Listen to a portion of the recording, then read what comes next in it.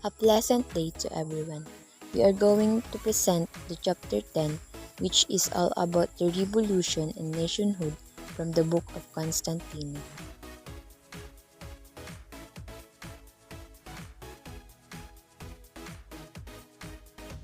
The new Filipinos. The first Filipinos were the Españoles Filipinos or Creoles, who are the Spaniards born in the Philippines. And kinalaunan, ang term na Filipino is tumutukoy sa mga naninirahan sa kapuluan ng Pilipinas. The Reform Movement. Three groups form the nucleus of the movement for reforms, which has come to be known as the propaganda movement. Through the pages of La Solidaridad, hinimok ng kilusang propaganda ang mga Pilipino ng kalayaan sa pamamahayag, pagsasalita at pagpupulong, pagkakapantay-pantay sa harap ng batas, pakikilahok sa mga gawain ng pamahalaan, kalayaan sa lipunan at pampolitika. Humiling din ang mga propagandista ng mga reforma sa lahat ng sangay ng gobyerno. Pagsusulong ng edukasyon, paghinto sa mga pang-aabuso ng Gwardiya Sibil, at pagtatapos sa di makatwirang pagpapatapon sa mga mamamayan. Assimilation and representation. Despite all their criticism and complaints, the propagandist goal was still assimilation. That is why they were asking for Philippine representation in the Spanish Cortes. Reformist demands. The propagandists failed to achieve their principal objective. It has been argued that since the propaganda writers failed to reach the masses of their countrymen, their influence may be regarded as minimal, and for this reason, there was hardly any continuity between the propaganda and the revolution. Rizal's Liga.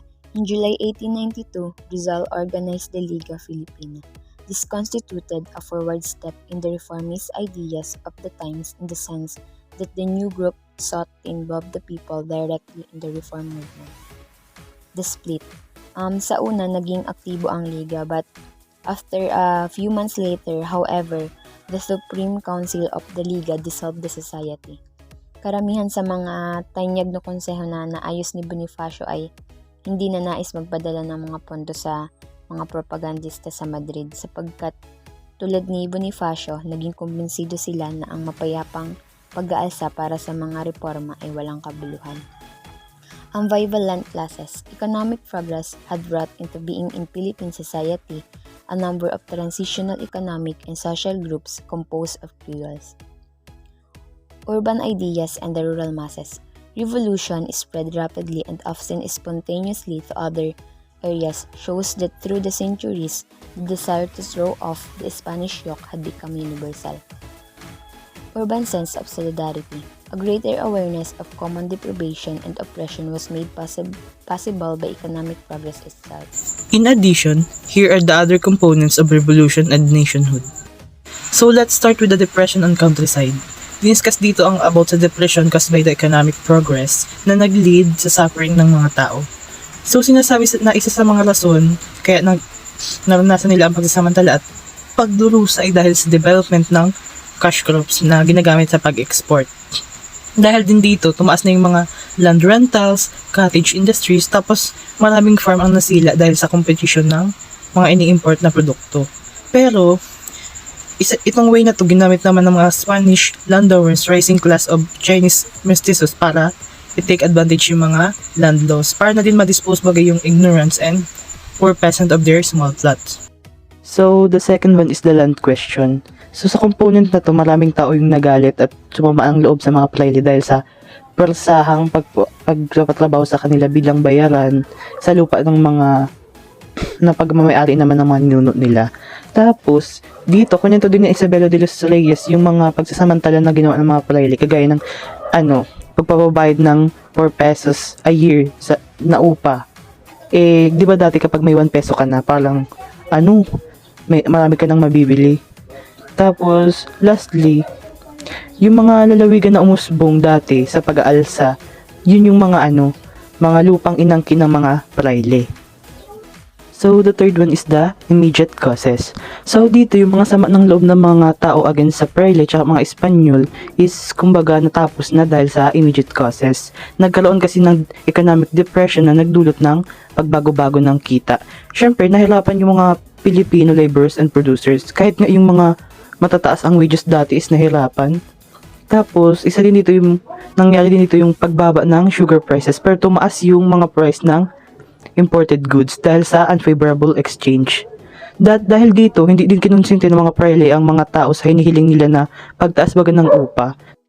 So, the next one is the convergence of grievances. Dito, hindi lamang mahihirap yung mga naapektuhan, pati na rin yung middle and upper class. Dahil sa pagdurusa na dinanas ng mga countrymen, napalakas lalo nito yung sama ng loob ng mga tao na nag-lead sa pag-i-encourage ay iba pa na makigulo. So, ang ginawa ng ilustrado, humingi sila ng pagkakapantay-pantay sa mga Espanyol sa larangan ng politika. Ngunit, huli na yun nung naipasa. Nag-result na ito sa walang bisa. Tapos, abuses and corruption. Ganun. So, yung mga Pilipino, mga professional naman, nabigyan ng government position na ginamit nilang way to create a national protest. Kaya, si Bonifacio tsaka yung group nila are able to recognize the Katipunan with a wider base. So, the next one is the Katipunan. So, dito, pinakilala yung mga leaders ng Katipunan kung sino yung president, controller, fiscal, secretary, and treasurer. Sinasabi rin na ang leader ng Katipunan ay galing sa lower middle class. So, ang president nila ay si Judato Arellano na isang secretary ng Liga Pilipinas at sinasabing sa bahay nito mismo nabuo ang Katipunan. Sunod naman ay si Teodoro Plato na kanilang secretary. Sunod ay si Laris Laudiwa na kanilang fiscal na nagtrabaho na rin kay Bonifacio dati sa Liga Pilipina. At ang pinakula ay si Valentino Diaz, ang kanilang treasurer na tumulong sa pagdrawing ng estatwa ng Katipunan. Number 6 is Bonifacio. So, sinasabi dito na si Bonifacio daw ay galing sa middle class. Ang mama niya ay isang Espanyol na nagtatrabaho sa cigarette factory. Ang papa niya naman ay isang tenyente ng Tondo. Dahil sa maagang pagkamatay ng magulang ni Bonifacio, napilitan siyang tumigil sa pag-aaral para supportahan yung mga kapatid niya. Ang maganda lang dito is si Bonifacio is avid reader, especially sa mga revolutions.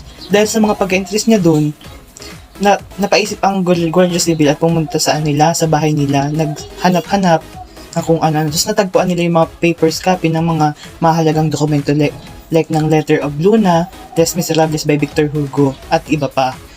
Sunod ay ang influence of Lardel. So, malaking impluensya si Marcelo H. Del Pilar kay Bonifacio para mailunsad ang Katipunan. Nakakalungkot lang dahil namatay si Del Pilar sa Spain noong 1896. Pero, ang nakakatuwa dito, tinuloy ni Bonifacio yung nasimula ni Del Pilar. Ginamit niya yung letters ni Del Pilar para maging guide sa gagawin niyang action. Historic Initiative of Masses. After may usbong ang Katipunan, nagtataka pa din yung mga mamamayan kung ano ba talaga ang goal nito. So, ang ginawa ng Katipunero, in-explain nila sa mamamayan na ang pagkakaisa ang sagot upang maibalik ang dating estado ng kanilang pamumuhay. Isa pa, naglabas din sila ng basihan upang maliwanagan ang mga tao. Common denominator. So, dito gustong patitibayin ng Katipunero ang kanilang pagsasamahan or ang kanilang brotherhood. Kaya naglabas sila ng mga rules of conduct at mga suggestion para makamit ang mabuting pag-uugali. Dan sinabi din nila dito sa mga mamamayan na lahat ng tao ay pantay-pantay, maging mayaman man o mahirap. Bonifacio synthesis. So, diniscuss dito kung paano nag-come up sa isang idea si Bonifacio at ang kanyang mga kasamahan upang matugunan ang pangangailangan ng mga mamamayan. So, yung sagot na tinutukoy nila ay ang revolusyon. In quote ideology, aside from gusto ng mga mamamayan ng kalayaan, naghahangad din sila ng demokrasiya. And dito, napagtanto din ni Bonifacio na hindi nagkakalayo ang kanilang pamamalakad sa Espanyol. Estrado imprint. Dito nagsimula ang pagkakaisa at leadership pero nagkaroon pa din ng mga conflict about sa revolution na nagsanhi ng digmaan.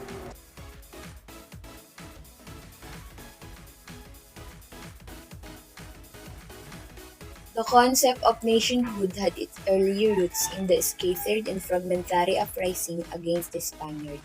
But these spontaneous reactions to various forms of exploitation and abuse could not weld the people into one because the material basis for a nation was absent.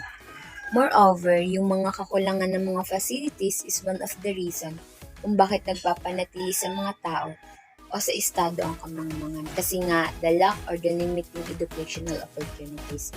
But nang lumitaw ang mga articulators, nagsilabasan na ang iba't ibang hinaing at hangarin. nagsimula na magsalita ng kanya-kanyang saloobin. So, ang sinasabing articulators dito is yung mga ilustrados. So, nang umunlad na ang pambansang ekonomiya, yung galing sa mga pamilyang nakinabang sa pagpapaunlad ng ekonomiya ng bansa, isinamantala ang oportunidad sa education. Nagtungo sila sa Maynila upang mag-aral at makipag-ugnayan sa isa't isa. The Ilustrados served to project a consciousness of nationhood among the people that was already latent in their practice. So that, in less than a generation, the products of the new educational policies became the early spokesman for the people's grievances and inspiration. Their consciousness was the product of objective reality, more specifically of their status within reality. But the articulation of their idea would help mobilize forces that would affect changes in the emerging nation and in people. Changes which would in many ways be more far-reaching than the Ilustrados themselves envisioned. We are agreed to the analysis of Bernardo Constantino because he clarified the content of the revolution and nationhood, from the colonialism of the Spaniard and particularly the abusive of the priors that lead to suffering of the people. Also, with the help of his analysis, we can fully understand on why the Katipunan has been established and what are the goals of it. Moreover, he discussed the different development that tortured the masses then but benefit us now. To sum it up, all of the events that happened from the past help to build the society we have today. Our personal analysis to this chapter is that revolution and nationhood create a big impact to achieve the independence that masses want. After all the abuses and exploitation of the Spaniards and Chinese mestizos, Bonifacio and with the help of his colleagues established the Katipunan who create a way to equality, leadership, and good management of the society.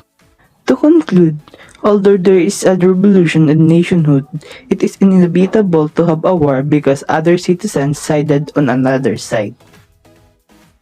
So, to sum up, the different concept of the revolution and nationhood is nailahad naman at mahusay na naibigay ni Renato Constantino yung pagsusuri ng mga produktibong relasyon at klase ng struktura sa Pilipinas at kung paano ito nahubog at hinubog ng mamamayang Pilipino sa paggawa ng kanilang sariling kasaysayan. Because we all know that he taught us to re-examine our colonial history, to rectify it, and to learn from the past. He wanted Filipinos to have a useful memory of a past to advance the Filipinos' quest for genuine nationhood.